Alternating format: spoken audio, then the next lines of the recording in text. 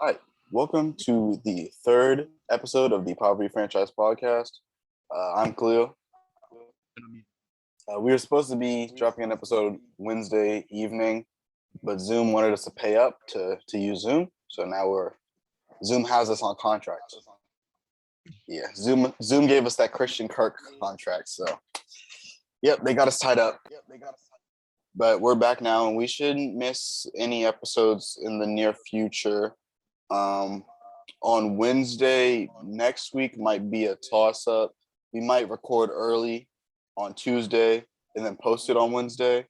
It's all just a toss up. But other than that, we're straight nearing the end of the school year for both of us, I think, huh? Yes. You're out on what, June 12th?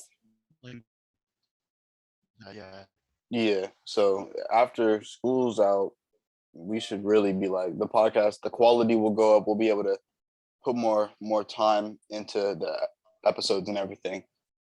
We also do have a lot of what's it called, interesting content that's going to be coming out in the coming weeks regarding the NBA draft, preseason for football. But we got a lot that's on the way. Um, but as for today's episode, we wanted to focus more so just on the playoffs and just some general NFL news that's happened in the league. For both sports, it's been pretty controversial the last couple of weeks. I'm not gonna lie. More so the NBA as far as controversy, but there's been a few, you know, issues, NFL. quote unquote issues that have happened. Um, but we could start NBA, and I think the best series to start would probably be let's just go Mavs Suns. Okay, so in game two, Mavs Suns, the Suns were just cooking, where pretty much almost everyone who played had double digits. DeAndre Ayton had 9. How many rebounds Bismack for had 9. DeAndre Ayton? DeAndre Ayton had 3 rebounds. Oh damn! Jay Crowder had 7. Chris Paul had 6 rebounds. Chris Big Paul, big boards, man. He's a board man. Big body but Chris Paul. pretty much the Suns had a great game. Book had 30, Chris Paul had 28, so that's pretty much 2 people that almost had 30, and Yeah. that's crazy. Jay had 15, McCall had 11, McCall doing McCall things. He probably played really good defense. So like, Yeah. even if the points weren't there, Suns Mavs is 2-1 at the moment. Game 3 was yesterday. Yeah, it was yesterday. Yesterday was the first time in the series I think that Jalen Brunson stepped up, huh? Because what did he have in game 2? In game 2, he had 9. Yeah, and then in game 1 he In definitely in game 1 he yeah, had more than 9. He actually had double digits, but all of those points were like in the second half. yeah. But game 3 we actually saw Jalen Brunson step up. Luka played well. Maxi Kleber played solidly. They just had more guys step up, and that's what they're going to need when they're going against the Suns, who are probably, in my opinion, the deepest team in the league. Like I don't think I'm forgetting anyone. Maybe the Heat. The Heat might be there too. Yeah. Their defense is just so good. Yeah, the Heat have a lot of depth too, but really, I think the Suns are the deepest team in the league at the moment. Uh, I mean, the first 2 games, like it was just a matter of how deep the Suns are. Like you said, I think you said almost everyone who played had double digits. Yeah. Mavericks just aren't built that way. It's really like Luka, as of late, Jalen Brunson, and then Maxi Kleber.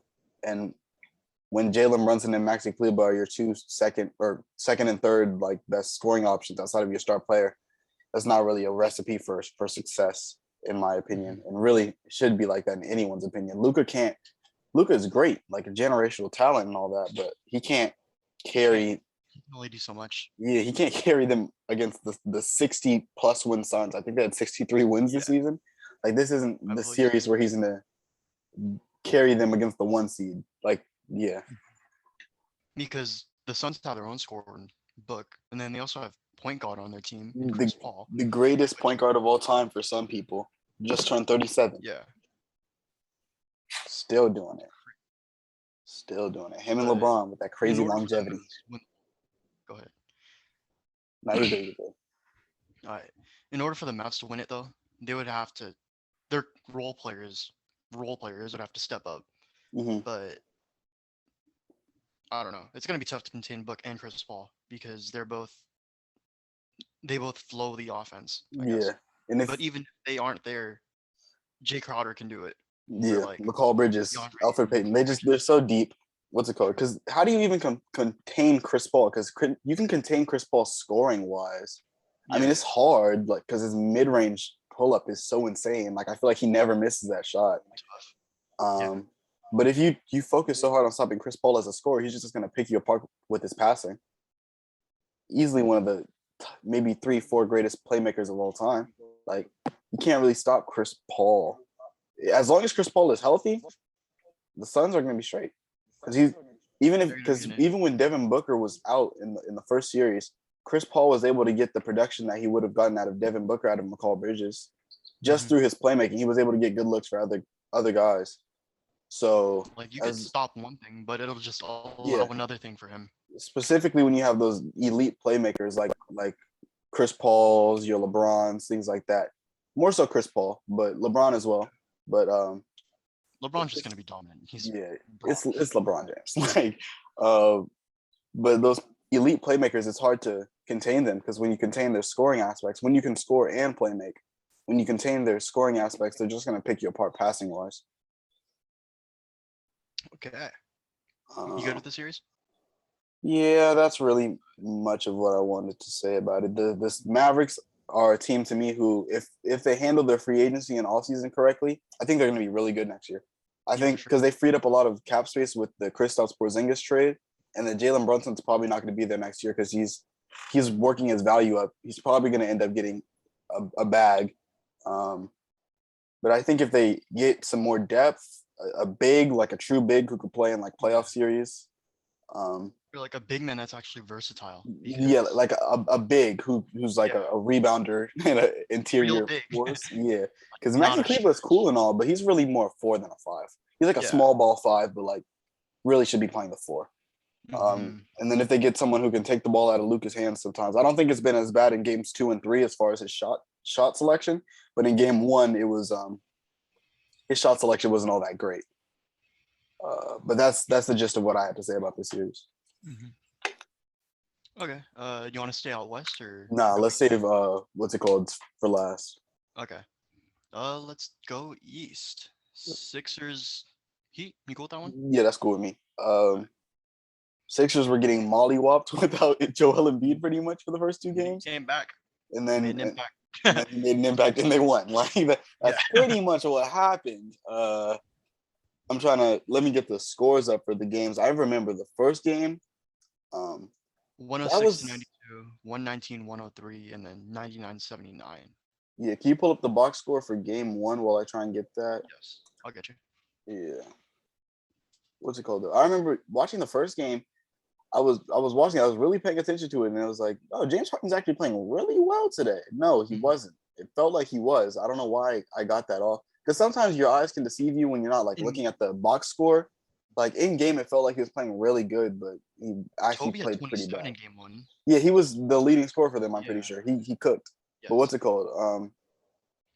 Specifically in game 1, they had some stupid turnovers, and it wasn't even like the Heat were playing good defense kind of turnovers. It was like miscommunication on passes. I think James Harden expected like either DeAndre Jordan or Paul Reed to cut, and then he just made the pass expecting them to cut, and the He ball just just did it ended up once. out of bounds. Yeah. Yeah.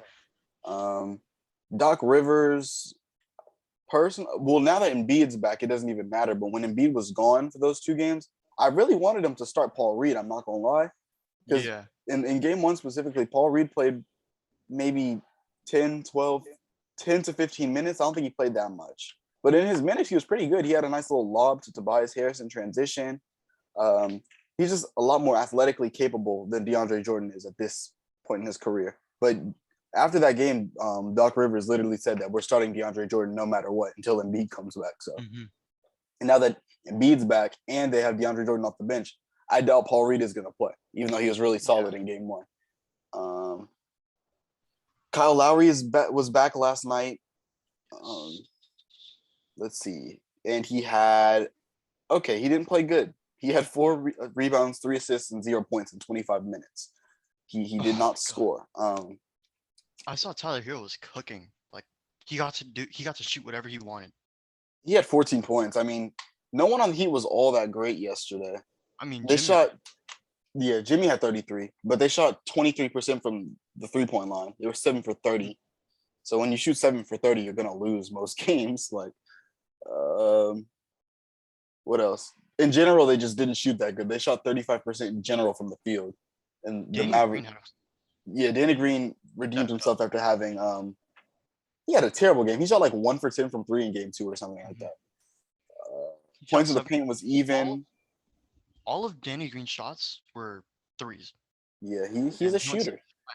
He's a torch from beyond the arc. Although whenever I seem to watch Danny Green, he never plays well. Every game I've ever watched of Danny Green, he's been bad. Yeah. Like when you don't watch him, he does great. Right. The one game I decided not to watch in the series, Danny Green decides to pop off. But when I watch, it's just like I remember when the Lakers were in the bubble. Oh, don't that, even remind me of that. when Oh my throughout god. that whole playoff run, Kentavious Caldwell-Pope and specifically Danny Green could not hit a three. Like there were multiple games where he went 0 for 10 on open looks. It was sad. It was sad. It was like a shot of like on the top of the key, and he just airballed. Yeah, it was in the finals. It was like LeBron when it was in the finals. LeBron ran to the rim, and it was a game where if the Lakers win that game, they win the finals. They won anyway, but so it doesn't really matter. But still, you want your sharpshooter, a guy who you're pretty much paying to just hit threes at this point in his career, is going to hit a wide open three. That's essentially a practice shot. But no more Danny Green slander because he played good. He's good for now.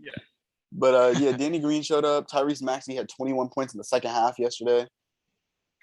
They contained Hero shooting 5 for 15, which is great.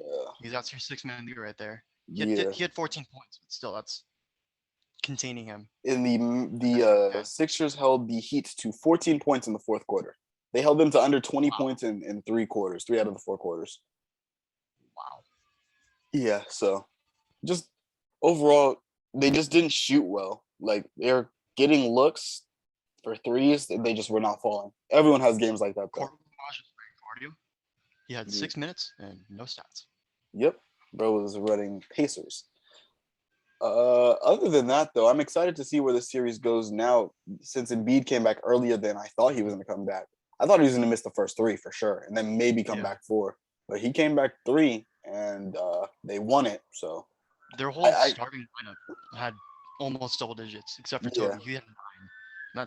But he was practically at double digits at that point. Pretty much. He had 10 rebounds too, so that's something. Yeah. He had 8 assists. He was putting up numbers. He did a little bit of everything. But James Harden needs to limit his turnovers. He had 5 in game 1. He had 3 in game 7. No, not against in game 7 in game 3. Oh my gosh. Oh my god. 7 turnovers. Now Chris Paul had 7 turnovers last night too. That's something we should have talked about earlier. First time in his playoff career that he had 7 turnovers in the first half. Not even in the game, in the whole first half. So poor game for Chris Paul. Paul Reed actually did play. He probably won't play typically because of the fact that they were up by so much for most of the game. So there are probably times where Paul Reed just, like we're up by this much. Let's not give Embiid too many minutes. Paul Reed come in, play for us a bit. But DeAndre Jordan didn't even play either. Maybe Doc Rivers learned that DeAndre Jordan is too old at this point, and he just stopped playing him. Because DeAndre Jordan does not need to be getting minutes on the playoff team. I'm sorry. Paul Millsap's also on their lineup is old. Yeah, because of the what's it called? The Harden trade. So Millsap came from Brooklyn. Yeah. They just if they still had Drummond, they would have been better off in this series. Yeah. Like that's somewhat athletic. Yeah, he can at least he's not 50 years old. Like he can run the court a little bit, but so I don't think this changes my prediction for the series though. I think I had Heat in 5. Actually, this might change my prediction because I had Heat in 5. I think I'm gonna move it up to Heat in 6. I still have the Heat winning it though. Just Embiid came back earlier than expected, so I got to give the Sixers probably an extra game. Yeah, but I expect Eric Spoelstra to make adjustments. He's one of the best coaches in the NBA, so he's not gonna go in with the same game plan. He's not just gonna let it slide. He's gonna adjust. And I don't expect them to shoot 25% from three and 30 from the field again this series. That's abnormally bad. But that's all I really have to say for this series. It's on to the next one. Did you see that foul on Embiid, like foul baiting Adebayo? Like he leaned into he leaned into Adebayo pretty much. I didn't see the specific clip It was like that you're talking about. And then Bam just had his hand straight up, and then Embiid, Yeah, I've just been seeing a lot of that in this playoffs where a defender will have their hands like straight up, and then either the offensive player will like throw their body into them, which is a rule that they were supposed to change at the beginning of this year, the whole like foul baiting thing, or it'll be like on a drive, and it'll be like the big is in drop coverage and their hands are just straight up, and the guy that has the basketball will like lean their shoulder into the defender, and the big of course is stronger than the guard or the wing, and the guard or wing will fall over.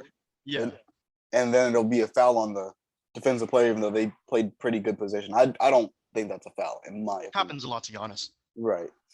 Giannis, it happened to another, I don't know who it was, but it happened to someone a few times. And I was like, bro, this is not a foul. Like, I don't get it.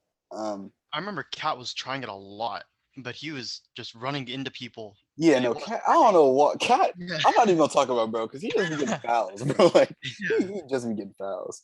But we can move on to Bucks Celtics, or let's go Bucks Celtics. So I do want to keep. Yeah, and they're playing currently. Okay. Marcus Smart is a probable, or he might play today. I'm gonna check that box score now. I don't think he has. I'm not gonna lie. Boston's no, up 30. he has. He's played 9 minutes. Oh wow. Boston up 1 at the moment. Robert Williams has 8. Jalen has 8. They've only played 2 games because this is game 3 for them, huh? Yeah. Yes. Pretty much both games were just like like one was what's it called? What's the reference? Yin and yang, pretty much. One was the opposite to the other. Game 1, we saw the Bucks just obliterate the Celtics. Giannis had a triple double, 12 assists, and it was just like you can't. You can't double Giannis because Giannis is actually a really good passer. I don't know if you know the Court Optics commercial for League Pass. Yeah. I searched up Core Optics because I was like, oh, I wonder what Core Optics is. It's like advanced stats. And one of the stats is like double team percentage or something like that.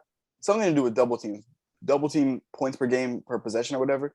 And when it comes to possessions where Giannis compared to other like highly double team players like LeBron, Luka, are doubled, possessions for him end up in the most points. So whenever you double Giannis, he typically the possession ends with the most points compared to other players because he's just that good of a passer. He causes that much attention to go to him. He's just that caliber of player. He had that nice little self lob that honestly he makes it look so. Like he like I don't even know how he did it. He makes it look so easy. That's a dunk. Yeah. That's a dunk contest quality dunk, and he just did it mid game effortlessly. He did it because he felt like it. It's crazy. Yeah, he was just like, yeah, I guess. What's it called? Just the Celtics just couldn't contain Giannis really, and then the Bucks went with a starting lineup of Brook Lopez, Bobby Portis, and Giannis at the 3. So the size was just too much for him. Really, that's like 3. I don't know how tall Bobby Portis is. I think Bobby Portis is 6'9", 6'10". 6'10", I believe. Yeah. Yeah, so that's 3 guys at least over 6'9" or 6'9" and above. I know that because of Podol. Podol, go crazy. I haven't played Podol in a minute. I haven't either. I haven't played Podol in a minute. We could do a Podol episode, or we could use the Larry Bird. That'd be kind of fun. Mm-hmm. That's an idea we could bookmark. But game 2 was the exact opposite. The Bucks were terrible that game, like absolutely awful. Was held to like minimal points. Yeah, until the third quarter where he was going crazy. Game 2 box score for Bucks Celtics. This is May 3rd, 2022. But I've noticed that the Celtics in game 2, they're running a lot of driving kicks, but just driving for no reason. They didn't have intention to score. Right. Driving just to drive and then to pass out, but the defense wouldn't even collapse. Right. So there was no driving kick in the first place. It's just drive to pass out to someone who isn't even open. Yeah, I'm looking at the box score right now. Grant Williams came off the bench and dropped 21 points. So, and then of course Tatum 29, 3 rebounds, 8 assists. Al Horford had 11 and 11. Jaylen Brown had 30. 6'4". Jalen Brown was actually really good this game. Yeah, Starting to he hit was my cooking. memory again, but Jalen He Brown had was like going insane. he had like 25 in the first half. Yeah, he was going bonkers. And then second half, Jason Tatum started to Yeah. cook up. Daniel Tice didn't play. Is he Oh, he hurt? did. Oh, Because he played in. he played in game one. No, he's active. He's perfectly healthy. Marcus Smart in Maybe the game too. Marcus Pretty Smart did sure. not play game 2, and it didn't Yeah, matter, I guess. it was a thigh, something with his thigh. Yeah, the thigh contusion, I think. But he's Yeah. back today. I'm gonna pull up my notes just to make sure I'm not forgetting anything as far as game 2 went. The Bucks had hella turnovers. Let Mhm. me check that. Turnovers. We had 16. It felt like they had more than The 16. The Celtics had 11. Yeah, they had more turnovers than the Celtics. So the Celtics didn't turn the ball Yeah. over. So even though the Bucks only had 16, it felt like their 16 was just a lot. Giannis had 6, Drew Holiday had 3, Bobby Portis 2, Brook Lopez 1. Then we saw 3 from Javon Carter off the bench, 1 from Pat Connaughton. Um, yeah, they just like their shot attempts were very. I think I know why it looked like there was more because there was more steals from the Celtics. They had 10 steals comparing to the 4. So there weren't a lot of Yeah. like team turnovers. There were more a lot of like Celtics forcing turnovers type things. Hmm. What's it called? For the Bucks though, the only people who shot more than 10 shots were Drew Holiday and Giannis, which I mean you would expect them to take the 2 most shots, but you would want to see maybe like 10 shots out of one of your shooters. Pat Connaughton shot 6 for 7. He 6 had for 7. 13. Grayson Allen Grayson didn't Allen, get many looks. yeah. Someone's got to take some more shots. Someone's got to Yeah. be the third guy. I mean, I don't think that it comes down to how good Wesley Matthews or someone like that plays for them to win the series. But specifically in this game, you want to see someone else play a little. Those 2 specific guys in Pat Connaughton and Grayson Allen need to step up. Yeah, Pat Connaughton played good. Maybe get him some more looks. Maybe move him to the starting lineup. I'm not Hmm. sure how that would work I mean, they're defensively. running this big lineup. Maybe Yeah, replace Wesley Matthews? Wesley Matthews with Pat Connaughton Yeah. might I work. mean, who would be their 6th man then? I guess Wesley Matthews. Like Wesley Matthews would just be the I sixth mean, I man. guess. At the moment, I do want to see the starting lineup. Oh, Grayson Allen. Drew Holiday didn't play. Is Drew Holiday hurt? Today? Drew Holiday isn't playing. Today? Yeah, today. Oh. Drew Holiday is. Mm, No, he's playing. He has 17 minutes in. he's playing today. Did I Yeah, overlook his name? he has 17 Oh, minutes. I think I overlooked his name. He did play, but Yeah. Grayson Allen took a spot in the starting lineup. Yeah. Bobby Portis moved down to the bench, so they ditched the super tall ball thing to get more shooting in the starting lineup. Although Grayson Allen is 0 for 3, so he has 2 fouls. Huh. So he's really not doing much of anything. Uh, but at the moment, the Celtics are really inefficient. Tatum's 2 for 7. Horford's 2 for 7. You mentioned earlier turnovers. Bucks have 7 right now. Celtics only have 4. Yeah, Celtics defense is really good, so I expect them to force a lot Yeah. of turnovers. But you got to find a way to limit turnovers. Like Drew Holiday, who's supposed to be the lead playmaker for the team, has 3 already, and it's not even halftime. So he needs to find a way to limit his turnovers specifically. However, the Bucks have more rebounds. They have 6 more rebounds than the Celtics. 24 Hopefully to they do. They better have more rebounds than the Celtics in Yeah. all of these games. Like when you have Giannis, you oh wow, Tatum just dunked on Giannis. I got the Bleacher Report notification. Oh. And 1 dunk on Giannis too. So Oh. I gotta see that, bro. I'm not gonna lie, I gotta see that. But Celtics 35, Bucks 38, 4:52 in the second quarter. They're That's both all I the really have same to, from the 3-point line. yeah, 3 that's all I really have to say about this series at the moment. Later on we should probably come back and touch on the series or this game specifically at least. Just to keep up with the score and things like that. But at the moment Bucks are up by 1 because Tatum is at the line. Last series, Let's go to your favorite one. Grizzlies, Golden State. Grizzlies, Golden State, game 1, Golden State. What are your thoughts on the physicality? the physicality. Okay, we're gonna go there. Okay, let's wait a second. Let's give a recap of the Okay. series first because what's it called? I do have some things to say about specifically Steve Kerr's comments on how the Grizzlies are playing. Yeah. Uh, but game one was really close, very, very, very, very close. Scores 117, 116. Came down to a Klay Thompson clutch three. John Morant misses a game-winning layup down the stretch. No, I think it was Klay Thompson missing his layup, or no, his free Or throws. Klay Thompson misses free Klay misses free throws. throws, and then John Morant missed the layup. Yeah, which would okay. He didn't capitalize on the missed free throws. Thank you for correcting me. Yeah. Game one, the rebound leader for the Warriors was Jordan Poole. The assist leader for the Warriors was Jordan Poole, and the points leader for the Warriors was guess who? Jordan Poole.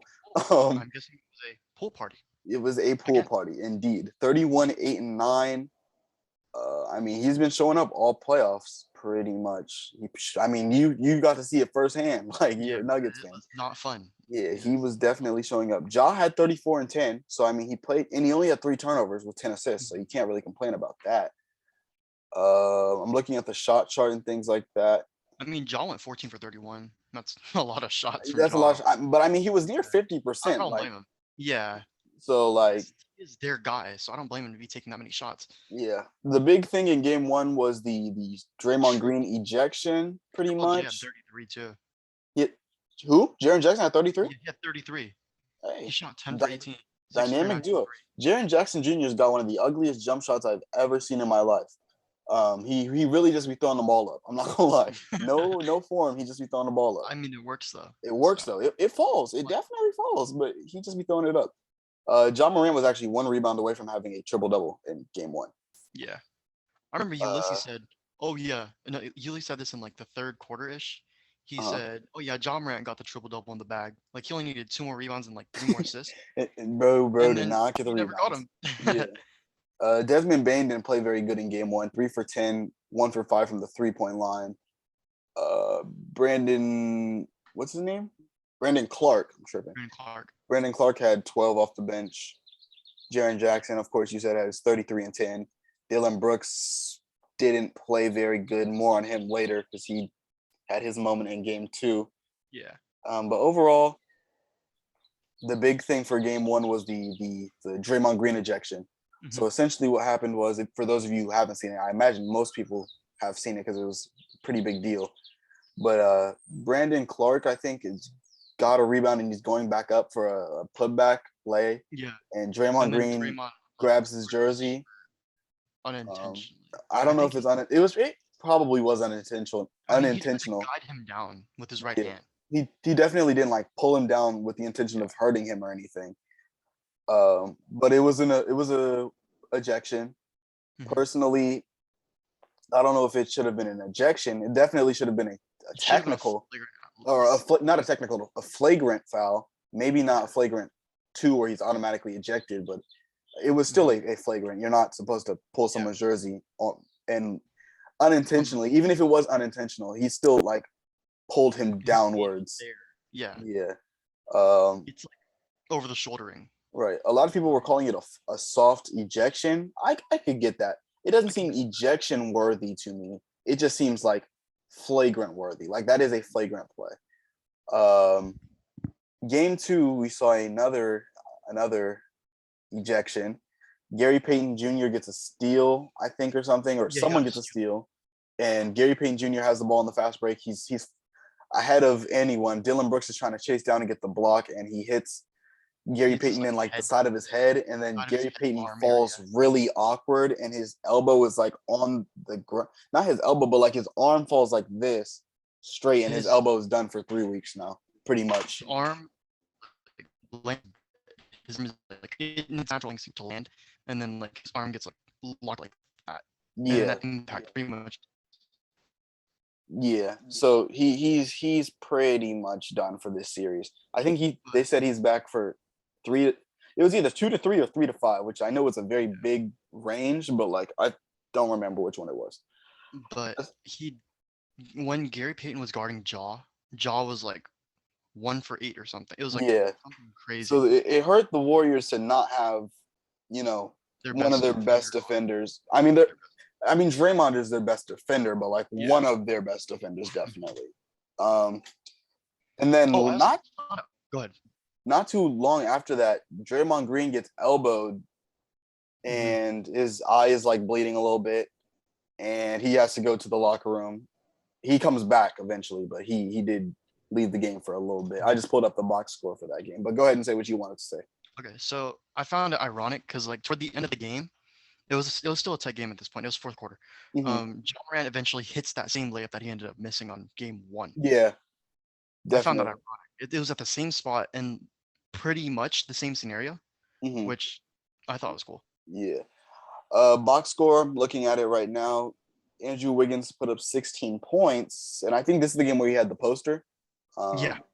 But he shot 1 for 7 from the 3-point line. The Warriors shot really bad from the 3-point line, actually, now that I'm looking at it. It didn't feel like it this game, but Klay Thompson shot 2 for 12 from 3. Curry shot 3 for 11. Wiggins shot 1 for 7. Green shot 0 for 1. And Jordan Poole shot 1 for 6. So they shot a solid 18% from the 3-point line that game. So that's you're probably gonna win when the other team shoots 18%, and they the took that many downside of their shots. theory. Yeah, that's the Uh, downside of their, which is shooting and relying on the three ball. yeah. Which I'm I not a mean, big fan they're of, not as but bad at relying on the 3 ball as they were in the past, but this yeah. game, like it wasn't sinking. And a Mhm. lot of the looks I imagine were good because they're good at finding good looks. They just Clay had like 3 and catch and shoot threes, and they just weren't falling. yeah, like when you have who a lot of people consider Klay Thompson and Steph Curry to be the 2 greatest shooters of all time. When you have those guys, you don't typically expect them to shoot a combined, 5 for 23, Mhm. but that's just how it played out that game. On the Grizzlies side, John Morant went insane, specifically in the fourth quarter. I don't know if you can check stats by Yeah. quarter on ESPN, but I think he actually had more more points in clutch time, which I think is considered within the last 2 minutes of a game, than the whole Warriors team did. He was going absolutely insane late in that game. He Um, has that clutch gene. he's like that. He really is like that. Zaire Williams had 14. Brandon Clark had 10. I swear he went over the back like 6 or 7 times and he didn't get called for it not one time. Jaren Jackson had 12. He didn't actually play that well. He was 3 for 14. And he fouled out actually. Yeah, so Jaren He Jackson fouled fouled. out like late in the game. Yeah, it 5 was minutes left, I think. right. But post this game, there's been a lot of conversations and comments, specifically by the Warriors side and just general NBA fans in general, and they're calling the Grizzlies play dirty. Mhm. And I don't know if I get dirty vibes from it, because dirty, to me, playing dirty is when you're playing with the intention of hurting someone, When I right? hear dirty, I think of not exactly Pat Bev right now, but what he's Yeah, done. yeah. Like there's a difference between playing physical and playing dirty. Playing Yeah, physical is you're just playing hard. Um, like Marcus Smart plays hard. yeah, He plays clean. yeah. He's not playing with the intention of hurting people, and I don't think the Grizzlies were playing with the intention of hurting anyone. Yeah. I just think that they played really, really physical, which ended up in Injury. in Gary Payton. The Gary Payton thing, a lot of people are saying Dylan Brooks should be suspended, which he did end up getting suspended. He's not playing tonight. He's suspended for I don't one know game, if I believe. maybe it's just me, but I don't think that's a suspension worthy play. Like again, like it's not like he ran down the court and intentionally swung at Gary Payton's head. Like Mhm.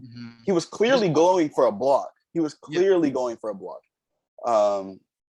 He didn't get the block. He couldn't get there, and people are like, "Oh well, why would you run back on defense if you see he's far ahead? It's a playoff game. Like Yeah. he's Every point matters, as right. shown in game 1. He's giving full effort, and he was going back trying to get a block. He unfortunately did hit him in the head, which hurt Gary Payton, but he didn't do it with the intention of hurting him. And Steve Kerr has been the catalyst pretty much of this whole. The Grizzlies are playing dirty. He said it during the game, like when they interviewed him at the He end of the said, first quarter. "This isn't playing physical. This is like playing." Dirty, right? Yeah. And then he said that Dylan Brooks broke the code. Um, I don't know how Steve Kerr can be the guy to be like Dylan Brooks broke the code when he's literally playing with when he has Draymond Green and Zaza Pachulia in his coaching Yeah. resume. Zaza Pachulia specifically is one of the most dirty players I've watched play in my time.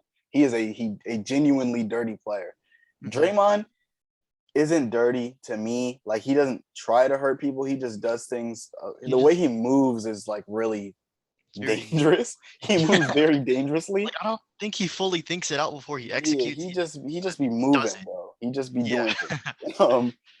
But I don't think that like I don't think the Dylan Grizzlies Brooks are playing dirty. They're playing physical, and I'm fine with them playing physical personally. I think it's fine to me. Yeah. And then what's it called? A little funny thing that happened. I thought it was kind of funny because of the way that people reacted to it. The Grizzlies or Steph Curry at the end of game 1 was like, "Oh, this is gonna be a fun series. We're gonna have a lot of fun." And then at the end of game 2, after Ja drops, I think 50 on his head, he's like, "Yeah, we are gonna have a lot of fun." And I thought that was really funny. And everyone, they posted it on like Bleacher Report, ESPN, and one of the things, and everyone was like, "Ja needs to be humble." Bro, no, he doesn't. He just dropped 50 points, bro. I'm sorry. If I dropped 50 points in the NBA, no one's telling me to be humble. Yeah. That's not happening, bro. Like, that's crazy. Especially if I drop 50 against like, one of the greatest players of all time in Steph Curry, like the dynasty of the Warriors. In my first playoff, Ja was in the playoffs last year, but like my first true like playoff experience, I wouldn't be humble. I would have said a lot more than he did. Yeah. Oh, another thing that happened in game 2 regarding Draymond Green is Draymond Green flipped off the fans.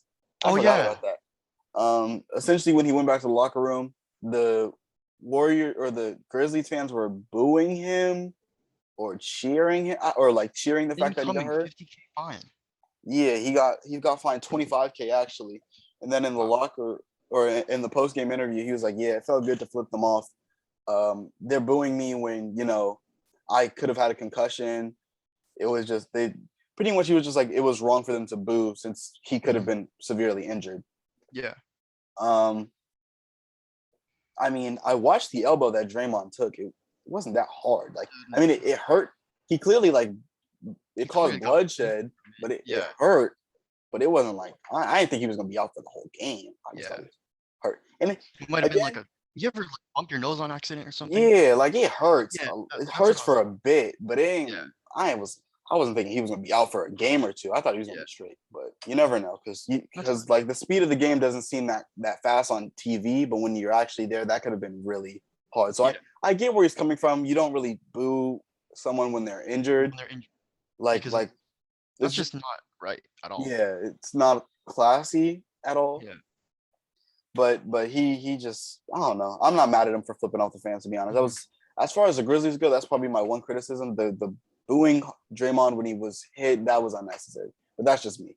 It's not like a severe thing to where I'm gonna be like Grizzlies fans are bad fans or anything, but it's just like you typically shouldn't do that.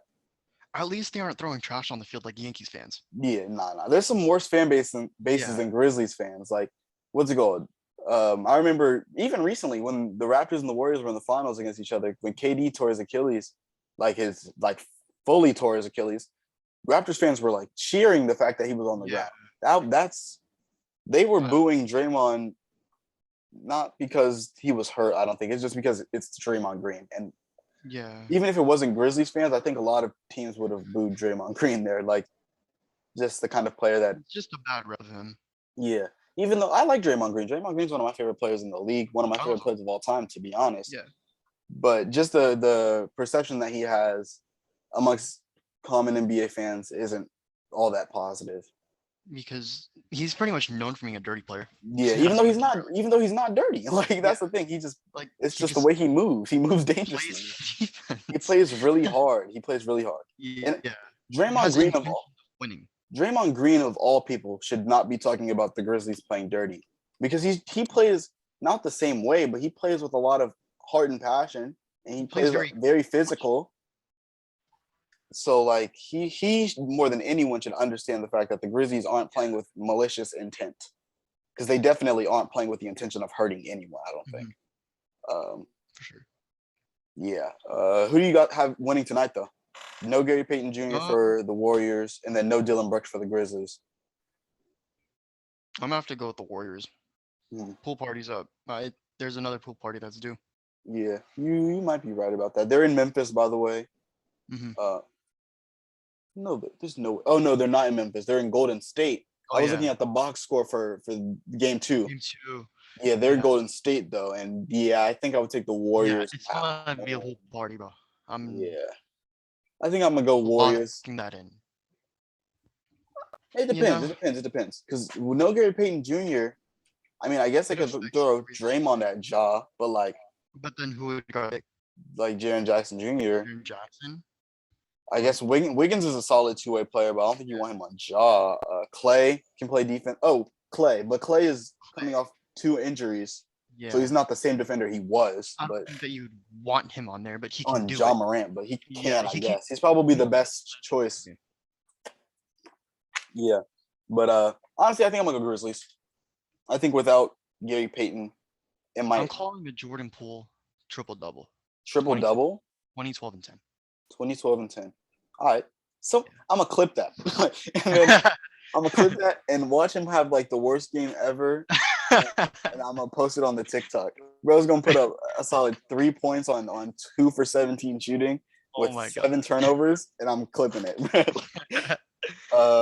But I think it could go either way. I personally am gonna go with the Grizzlies just because I think not having Gary Payton hurts more than it really does hurt them. Ooh, but not having Dylan Brooks hurts a lot too, because Dylan Brooks is by far their best perimeter defender.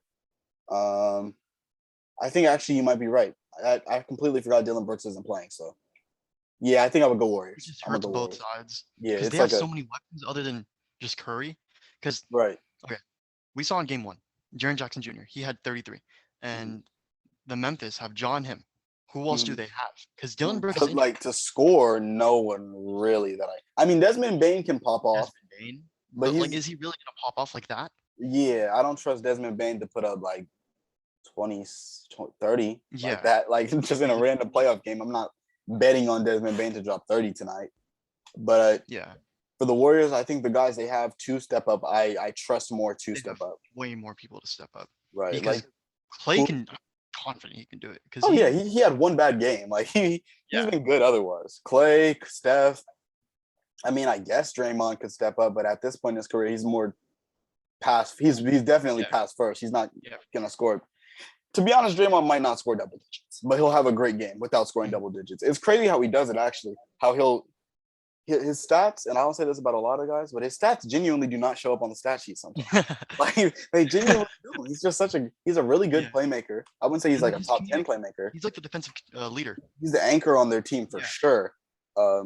Calling everything out. No one plays like Draymond, really, to me. Like he just has such an interesting play style where I think Marcus Smart, but that's a guard. Yeah, Marcus Smart in a way, but he's a guard. But a big who plays like Draymond, I mean, Scotty Barnes coming out of college had shades of Draymond Green play, but when we saw him in the NBA, he didn't play necessarily like that. There's still the shades are still there. Yeah. But there's no one in the league who defensive. Yeah, who can because at Florida State, I think their whole starting lineup was like 6'9" plus. It was weird. Yeah. They play really weird. It's literally like the Cavs lineup. They have like a whole 7-foot lineup. Like what? Tall ball lineup. Yeah. Bro. But that's all I really got to say about this series. That's all I got to say too. Yeah, I think we can move on to the NFL rumors. Not even just rumors, like just crazy stuff has happened in general. I want to check. I want to start with the D-Hop thing. Okay. But first I want to see if I can find the PEDs. Yeah, I want to find if their schedule is out because I want to know what games they're gonna miss, or he's gonna miss. Yeah, the schedule. Oh no, the schedule isn't out. Yeah, I think they was scheduled in like August, I think. Yeah, but the games that they are playing are out. Yeah, like who they're playing. I'm looking at the Cardinal schedule. It's not easy. Of course, it's never going to be easy because they play in the. Well, not anymore because the AFC West is so tough. But the NFC West is definitely like a top 3 division in the league. They still have the Super Bowl champs in there. The Rams, the Niners are improving depending on what they do with Debo and everything. And then I guess Seattle's far and away. Talking about Debo, followed back the Niners. Really? He followed them back. Yeah. Oh, I did see It's the great. notification. Yeah. So, hey, who knows, I don't bro? know. I don't know who's keeping tabs on that, but like, Yeah, who does? I do wonder that. Like, who be why are you checking guys? Yeah. celebrities, like celebrities' Yeah. socials and being like, oh, they just followed back. Like, how do you notice that? Someone's got to be dedicated Niner Crazy. fan or something. Um, but No, yeah, just a Debo fan. yeah, Debo specifically fan. Cardinals schedule this year: Rams, Seahawks, Saints, Buccaneers, Chiefs, Chargers, Falcons, Panthers, Broncos, Raiders, Rams, Niners, Seahawks, Patriots, Eagles, Vikings. That is such a tough schedule, and it doesn't even matter what order It doesn't matter what order that is. It's gonna be because tough. there's not enough like easy games for them to have their first 7 weeks be like all games where they can still win without D Hop. Like they're gonna have Yeah. to play some tough games. I mean, they Uh, traded for Marquise Brown, but like, is but that Marquise Brown Kyler Murray connection gonna transfer to the yeah, they NFL? still got a what's it called? They played together at In Oklahoma. Oklahoma, yeah. Like it Oh, transferred that for Joe Burrow and Jamar Jamar, Chase, but that but was very that recent. was There was no yeah, break really. There was like a 1 year a 1 year 1 year break break. between when they played Yeah, with each other. Kyler and Marquise haven't played with each other in three, three or four. 4. Like it's been a minute. Yeah, So you gotta get that because chemistry back. it's Marquise's last year on his contract. Did Kyler get his extension? No, he's trying to get his extension. They're still figuring that out at the moment. Yeah, Uh, they might just fifth year option him. yeah, but he doesn't want to get 5th year option. Yeah, That's the thing. He wants he a wants a bag. real extension. But, hey, I don't know. He's gonna have to prove that in order to yeah, get that back. I don't know. He's not going because hopefully he doesn't want like Josh Allen, Yeah, Patrick Mahomes level money because he isn't he's like that. gonna get paid that. He's definitely not on that level to me. He's He's gonna not. get paid a good amount. Yeah, he's gonna get his bag. It's just how much he's willing to what's it called take because Yeah, I don't know what's it called what he wants specifically, but he's gonna get paid. There's no reason the Cardinals would just be like, nah, we're not paying Kyler, but they yeah. probably not willing to pay as much as he wants to be paid, He which I wants. think makes sense. Makes sense. I Because can get you don't, behind I don't think you want to throw all your eggs in one basket when your roster isn't the best. Like the Cardinals aren't a completely full roster; they have other guys to pay and other They positions got to rid of a improve. few people. I think Yeah, Chandler Jordan. Jones isn't even there anymore. Like Yeah, the roster in general is just not is more so it's on the going decline than it is. downhill. Yeah. Yeah, So back to the D Hop thing. 7 games. He'll be back week 7. So week eight, right? week 8. Oh yeah, it's a Suspended. 7 week Yeah, suspension. He'll be yeah. back So he's week back. 8. Yeah, Uh, yeah, they're gonna have to play someone in the 7 weeks. Like all of these teams on their schedule, other than they also got rid of Christian Kirk. Is AJ Green still on the team? Hold on, let me check. AJ Green. I don't think he is. No, he is. He's still on the Cardinals. Okay, so their top two receivers are looking like Marquise Brown and AJ Green. Yeah, AJ Green signed to a 1 year deal a week ago or 3 weeks ago. I'm not a big fan of that line. No. Yeah. AJ Green and Marquise Brown and I guess Andy Isabella. They I got rid feel of like Christian Kirk. Then Christian yeah, Kirk messed up everything for the receiver market. yeah. I'm trying to find their wide receiver depth chart. They have Zach Ertz. He's old. He's on the older side. Yeah, AJ Green, Rondale Moore, Marquise Brown, Andy Isabella as wide receiver number 4. That's the depth chart they have listed on ESPN. I think Marquise is gonna work his way up to like receiver 2. 2 or 1. He should be 2, or he'll be 1 until D Hop comes back at least. Yeah, because he's the Um, after the catch guy. yeah, it depends That's on how they work him. Yeah, But yeah, that's just a tough suspension in general. 7 weeks, very. and they're again, like we said earlier, the roster's also decreasing, and their schedule is really hard. Like I'm their not gonna lie, schedule, they might have to tank if anything. yeah, But like then it'll hurt them because they can't go crazy in free agency. Marquise wants a bag, and Kyler's Kyler, gonna want a bag. yeah, I don't even think they want to tank. Like they it's could gonna be. try their best to keep up, but I think I mean, It's not gonna help them. the winnable games that they have this season are like the easy games, quote unquote easy, because there's no such thing as really an easy game in the NFL. But games on the more winnable side, the Saints, the Seahawks twice, the Falcons definitely, the Panthers definitely, and then I guess the Eagles and Vikings. And the Eagles and Vikings are both at least the Eagles are a playoff quality team. The Vikings are always close to the playoffs and never end up making it. But like, it's just a tough schedule. Very tough schedule for me. The Raiders just got rid of Dan Ventrelli The, yesterday. the GM or like The president. the president, yeah. Yeah. Didn't he step Like down? yesterday. He didn't get fired. He like stepped down, I think. I don't know what happened, but the Raiders said, and I quote, Dan Ventrelli is no longer with the Raiders organization. We will have no further comment at this time, period. Mark Davis. Yeah, something probably happened. Like That for was that per kind Adam Schefter. oh, W. Adam Schefter, I guess, even though he's low key not a great person. Yeah. But that as far as the D Hop thing, I think it's gonna hurt their season. And Cardinals making the playoffs is gonna be much harder, just because of how hard the schedule is. I don't think they're going to be a playoff team because they have so many holes. I think there's a way they do it because the NFC is kind of like top heavy. They could be like a wild card team. Maybe they'll squeeze in. Yeah, but like It's their gonna be- schedule is so hard. Their schedule is really hard. Morale's going to get kicked down. Yeah. I just don't. It's gonna be hard. But on to the next thing because there's not much to say about that other than the Cardinals are gonna struggle. Baker Mayfield wants out, but the Seattle Browns, also isn't looking for a quarterback, so he's not going to Seattle. Seattle is out of the bidding. Teams are reportedly trying to force the Browns to cut Baker Mayfield.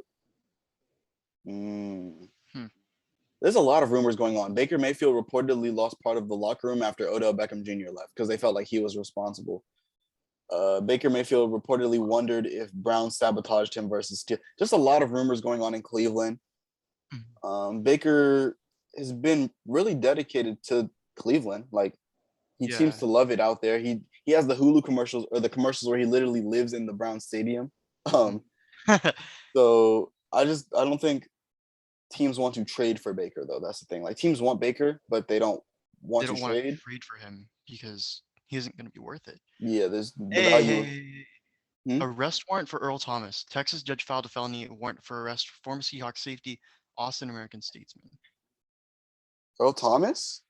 Arrested warrant for him. When did that happen? I just saw it. I'm just scrolling on Bleacher Report right now. I just saw it. Damn. It happened. Where is the timestamp? May 6, 2022. Yesterday. Wow. Dang. His career has fell off. He has completely fell off. He got into he was on the Ravens and then he got into that fight at practice. He got into 2 fights at practice and then they cut him. And no one picked him back up. Now he got arrested. So it's always tough when you see players who are really good go out like that. Mm-hmm. So that sucks. But back to the Baker thing.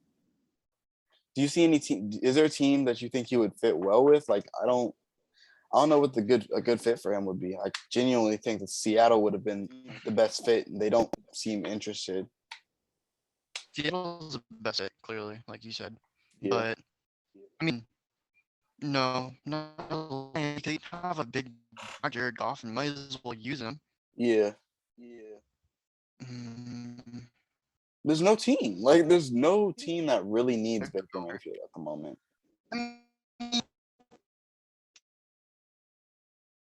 No, football team. Commanders. The football team? The Commanders? Yeah. What's your quarterback right now? Carson Wentz. They just traded for Carson Wentz. Yeah, so it doesn't make sense. There's no team. I'm genuinely looking. Have Zach Wilson. I'm trying to think of bad teams. Carolina, but they just drafted Sam Howell. They also have Sam Darnold, so it doesn't make sense for them to downgrade. And they have Cam Newton. Their quarterback thing is full. I mean, Texas? The Texans? But would they even want to do that? I mean, it doesn't make sense for them to do it, though, because it's a lateral upgrade. Right. It's not even lateral. Right. Davis Mills is already there, and it seems like they want to give him a chance to see if he is the guy. So I don't think they would trade for him. Yeah. There's nowhere for him to go. Baltimore wouldn't do it. I'm going to go team by team. Buffalo wouldn't do it. Miami wouldn't do it. New England definitely wouldn't do it. Jets definitely wouldn't do it. Baltimore definitely wouldn't. Cincy definitely wouldn't. Cleveland definitely wouldn't. Pittsburgh wouldn't because they just drafted a quarterback. Houston, I guess, maybe in some world, if the Browns are willing to give up picks. Hmm. Indianapolis wouldn't do it because they have Matt Ryan now. Jacksonville has Trevor Lawrence. Tennessee has Hold Tannehill on, and Malik pause. Willis. Pause. Go ahead. I think Indianapolis might because Matt Ryan is so old. Just for him to back up this year and then, But yeah, so they have their quarterback for the future. yeah, That's the most that I could see. maybe Indy. So maybe Indy, maybe Houston. No Denver. They just traded for Wilson. Chiefs have Mahomes. Vegas has the Raiders have car. Carr long term. Chargers have Herbert. Chargers So definitely now. West is like AFC West is locked. Cowboys have Dak. The Giants, no, because I don't see that. yeah, we made a bunch of moves in the Yeah. draft to help Daniel Jones this year, so I don't think we would do it. Philadelphia, because this is They have something we could. Jalen. They They're going commented all. on. They're helping Yeah, Jalen. they Yeah. said someone said it was Jalen Hurts' final audition for the Eagles. Like Yeah. someone in the Eagles like management said that. So this is his year to Show what he can do. right. So Eagles are locked up with him. Washington, like you said, but again, they just traded for Carson Wentz. And if you trade for one quarterback, I don't think you trade for It doesn't another make one. sense to trade for another. Chicago has Justin Fields. Detroit has Jared Goff, and I don't think they would trade for Baker. There'd be no reason to. Because he's already getting paid a lot. Green Bay has Rodgers. Minnesota. And Jordan Love behind him. Minnesota has Kirk.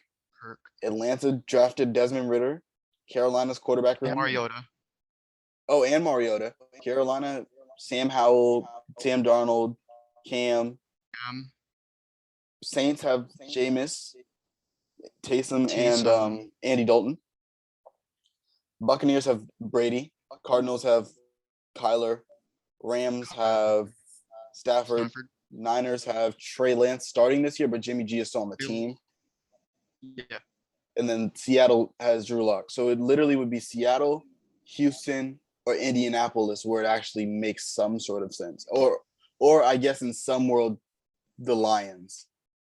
That's like 4 teams. I'm still not a big fan of the Lions one though. I'm not a fan of the Lions, but out of all the teams I listed, the Lions are definitely up there for the team I guess makes the most sense. Because the other teams just genuinely don't make any sense at all. Out of the 4 teams you said, Seattle, Houston, Indy, Detroit. Again, I don't think even those 4 that make the most sense don't make much sense. Yeah. Because Houston wants to go all in on Davis Mills for this year at least. Indy has Matt Ryan. And I don't think they would, because they just traded for Matt Ryan. Yeah. So it wouldn't make sense for them to trade for a backup. They would have to give up too much draft capital. That would be dumb to give up or to trade for a backup. Right. And you could sign one. Right, in free agency. Like you don't give up anything, you just pay him. That's it. Yeah, I don't like his fit anywhere. Like this is a very tough situation. Literally, it's just Seattle, and Seattle is out. But then again, Seattle might not actually be out. Seattle could have said like, "Oh, we're out," because they're like trying to, like I said earlier, try and get the Browns to just cut him, and then they could just sign. But tough situation for him because there's nowhere for him to go, in my opinion. I heard rumors about something you mentioned earlier. Who was it? D-Hop, Debo, Jalen Hurts. I forgot. Dang. Oh, Prince. Yeah. So, I heard that the coaching staff, they weren't impressed with Trey Lance's performance as of now. Like he's been a bit of a disappointment. Oh, as far as like his development is going? Yeah. Okay. He hasn't taken that leap, I guess. That's not reassuring. It still seems like they want to start him next year, though. Yeah, I would. I most definitely would. Yeah. Because the only way to develop is to give him like actual game snaps. Yeah. Yeah. Tough for Baker. He's like, even if they cut him, realistically, unless he goes to like the Seahawks, he's not going to start wherever he goes. Not going to play. He's not going to be the starter. Because the Saints traded for Andy Dalton, did they? To be the backup. Or no, they signed Andy Dalton, I think. His contract with the Bears ran out. I'm starting Jameis over there. Yeah. Andy Dalton backup because Taysom Hill doesn't want to be a quarterback. Yeah, He wants to be like a tight end. right. And then who was the other team we said? Detroit is probably just gonna start Jared Goff Mm-hmm. because it would be like they get the same level of quarterback, like middle of the pack kind of dude. There'd be no reason to trade for him. Andy, he definitely wouldn't start. Matt Ryan would start. He'd be the backup and I guess be the guy for the future. And then Houston, I guess he would start, but Houston doesn't seem like they want to trade for a quarterback because Houston had a chance to, and then Atlanta wouldn't because they just drafted someone. They just drafted someone and signed Mariota Yeah, on a cheap contract. there'd be no reason for them to trade for Baker. There's Because no like fit. Atlanta's in a weird spot right now. They're like Yeah, not exactly tanking, but they're trying to develop. yeah. There's no room for him anywhere. Yeah. That's just tough. Let's see. I'm trying to look at Bleacher Report to see if anything else happened. Let's see. Saquon Barkley just graduated from Penn State. So shout out to him. Shout out to him. NFL home. Oh, this is the NFL home. Let's start. I'm gonna search up NFL rumors just to make sure I'm not forgetting it. Oh, prayers out to Jerry Jones. He was just in a car accident yesterday. Oh. Yeah, so hopefully he's okay. Mm-hmm. He's definitely an icon when it comes to football as of our generation. Jerry Jones is a very Malik Willis. Malik Willis. Tannehill's comments on Malik Willis. Oh yeah. Completely forgot about that. So pretty much for those of you who don't know, Ryan Tannehill was he had a press conference with the Titans and he said, I don't know where the exact quote. He was touring Malik Willis. Yeah, and he was like pretty much said, go ahead. To play.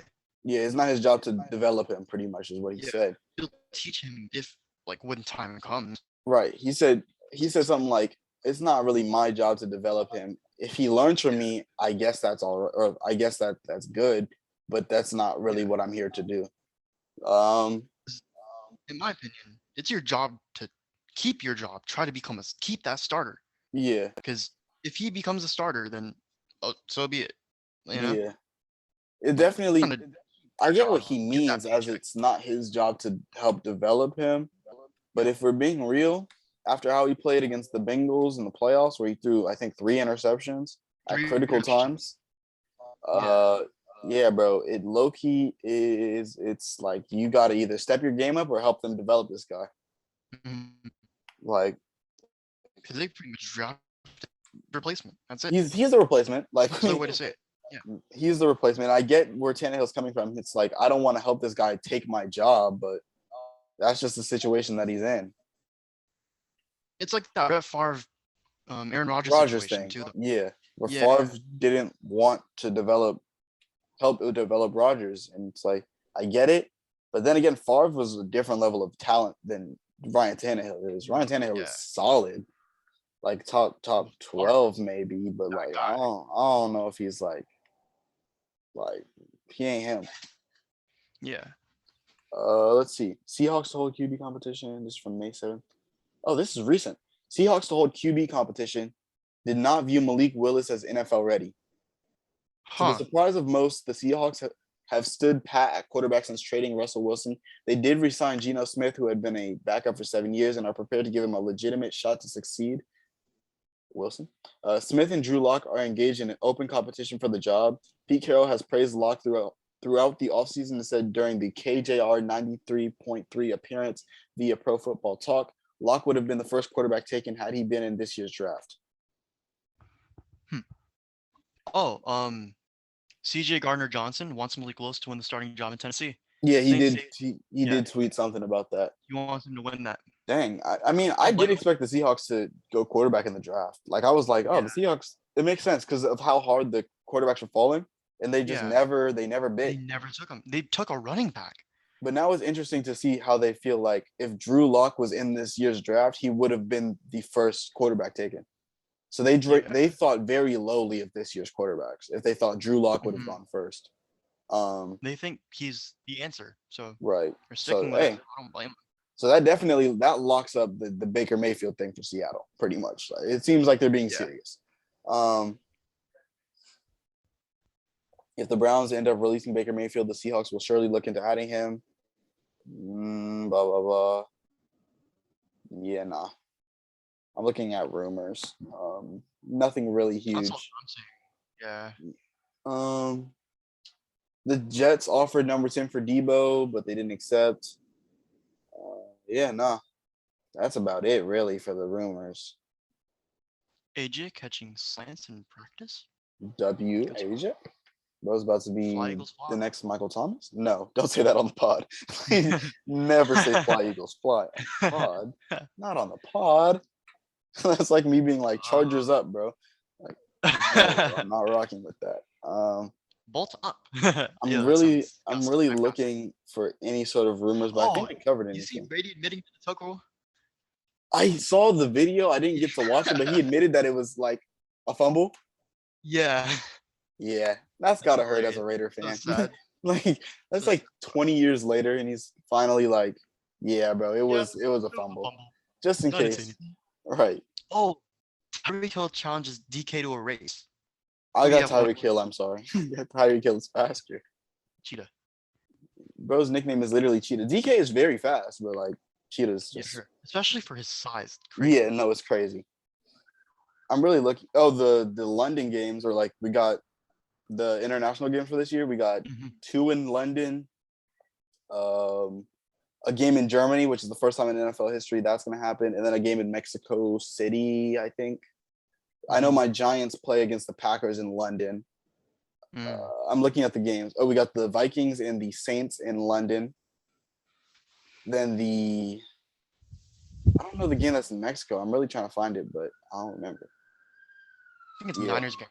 yeah, Niners are in Mexico or something. There's just some international games which are cool, I guess. Jaguars are playing international. They seem to play international every single year, I guess. I don't know why it's the Jags, but hey. I'm looking at CBS NFL just to make sure. Kobe Bryant got number 8 for Yeah, Kobe shout Bryant. out Kobe Bryant for wearing 8. Cornerback on Seattle. Rooting for him, definitely. Yeah, That's about it. that's about it, really. We'll be back on Wednesday. By Wednesday, it'll be more playoff talk. Really, that's the gist of it. The video actually on Wednesday might be pre-recorded just because on Wednesday I have something to do, so I'm not gonna be able to record that day.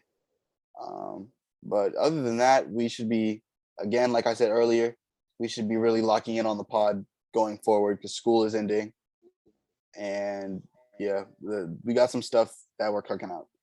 Another thing, drop Oh yeah. in the comments, drop some hot takes. That'd be something that I could appreciate. If you have hot takes, drop those on any of our socials, TikTok comments, YouTube comments, Instagram comments. Follow the socials, of course. That's another thing.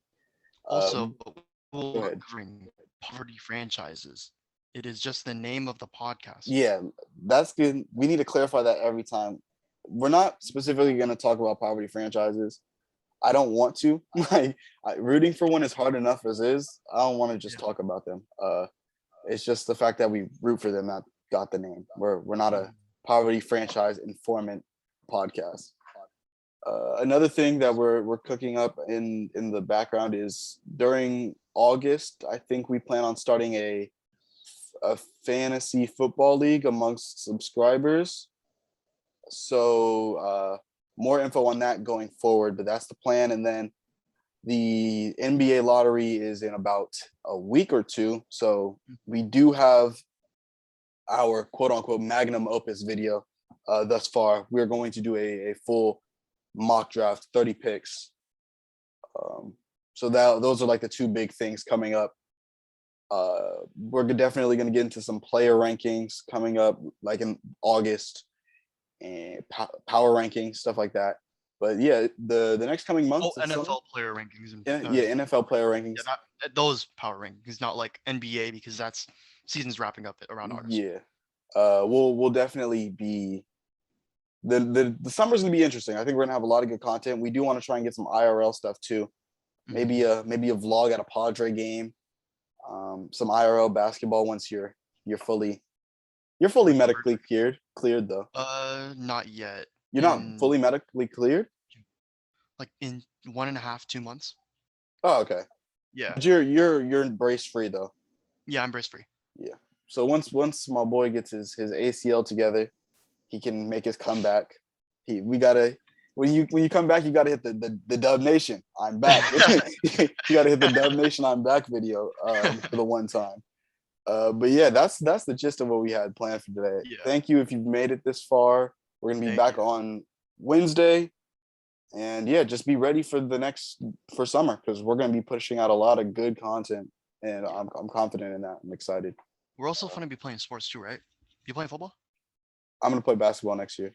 Okay, so you're not playing football? Nah, but Okay. you're playing football next year. Yeah. So sports and stuff. There's just gonna be a lot of stuff going on next year, but it's gonna be good. It's gonna be good.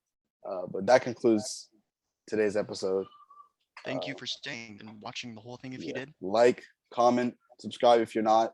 Follow our socials, specifically Instagram and TikTok. Don't know if we're gonna ever make a Twitter because I don't like Twitter that much, or definitely not making a Snapchat. But We're not making a Facebook. we're not making a Facebook. We're not making a Reddit. But hey, the TikTok, the YouTube, and the Instagram, follow those, bro. Definitely. But yeah, Check the platforms. that's it. See you guys on Wednesday.